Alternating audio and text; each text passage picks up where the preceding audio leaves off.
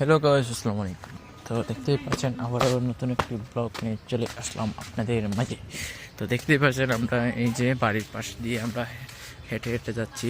আমরা এখন নাস্তা খাওয়া যাব আমি হোটেলের মধ্যে, কারণ বাড়িতে এখনও কিছু হয় নাই, তার জন্য আমি নাস্তা খাইতে যাবো। তো দেখেন এই যে আমাদের বাড়ির আশেপাশে গাছগুলো দেখুন আপনারা, কি সুন্দর সুন্দর এগুলো।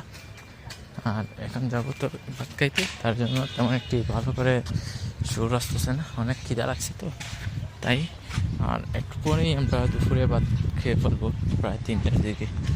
আশা করি বুঝতেই পারছেন সবাই। ভালো থাকবেন, সুস্থ থাকবেন, আল্লাহ হাফিজ। দেখেন এই যে এই জায়গায় অনেক নোংরা পানি রয়েছে, ক্যামেরাটা তো কেটে আর